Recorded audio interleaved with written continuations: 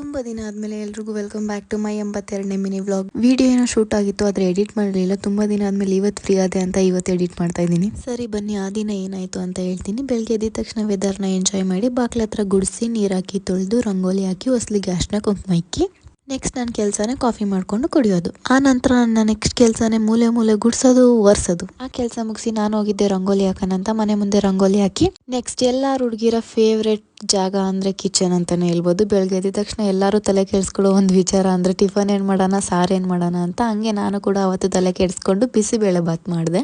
ನಾನು ಲಡ್ಡು ಇಬ್ರು ಟಿಫನ್ ಮಾಡಿ ಮುಗಿಸಿದ್ವಿ. ಅದೇ ಗ್ಯಾಪಲ್ಲಿ ಬೆಡ್ಶೀಟ್ನೆಲ್ಲ ವಾಷಿಂಗ್ ಮಿಷಿನ್ಗೆ ಹಾಕಿದ್ದೆ.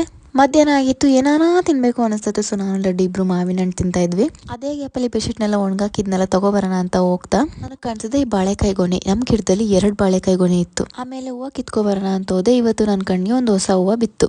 ಅದನ್ನ ಡೇರಿ ಹೂವು ಅಂತಾರೆ. ಇಷ್ಟು ದಿನ ಬಿಟ್ಟಿರಲಿಲ್ಲ, ಇವತ್ತು ಮಾತ್ರ ಬಿಟ್ಟಿತ್ತು. ಅದಾದ್ಮೇಲೆ ಬಟ್ಟೆ ಒಗೆದ್ಬಿಟ್ಟು ನಾನು ಲಡ್ಡು ಇಬ್ರು ರೆಡಿ ಆದ್ವಿ. ಈವ್ನಿಂಗ್ ಆಗಿತ್ತು ಅಂತ. ನಾನ್ ಡೈಲಿ ಪೂಜೆ ಮಾಡೋಷ್ಟ್ರಲ್ಲಿ ಸಾಯಂಕಾಲ ಆಗ್ಬಿಟ್ಟಿರುತ್ತೆ. ಬೆಳಗ್ಗೆ ಅಂತೂ ಪೂಜೆ ಮಾಡೋದಕ್ಕೆ ಆಗಲ್ಲ. ಸೊ ಸಾಯಂಕಾಲ ಅಂತೂ ನೆಮ್ಮದಿಯಾಗಿ ಪೂಜೆ ಮಾಡ್ಬೋದು. ಸೊ ಪೂಜೆ ಮಾಡೋಷ್ಟ್ರಲ್ಲಿ ಸಾಯಂಕಾಲ ಆಗ್ಬಿಟ್ಟಿರುತ್ತೆ. ಮನೆಯಲ್ಲಿ ತರಕಾರಿ ಖಾಲಿ ಆಗಿತ್ತು ಅಂತ ದೀಪಕ್ ತರಕಾರಿ ತಗೊಬಂದ್ರು. ನಾವು ಈ ತರ ತರಕಾರಿನ ಬಾಕ್ಸ್ ಅಲ್ಲಿ ಸ್ಟೋರ್ ಮಾಡ್ತೀವಿ, ಏನಕ್ಕಂದ್ರೆ ಬೇಗ ಕೊಲ್ತೋಗಲ್ಲ ಅಂತ. ಅದಾದ್ಮೇಲೆ ನೈಟ್ ಡಿನ್ನರ್ ಮಾಡಿ ಮುಗಿಸಿದ್ವಿ. ನೆಕ್ಸ್ಟ್ ವ್ಲಾಗ್ ಅಲ್ಲಿ ಮತ್ತೆ ಸಿಗುವ. ಟಾಟಾ, ಬಾಯ್.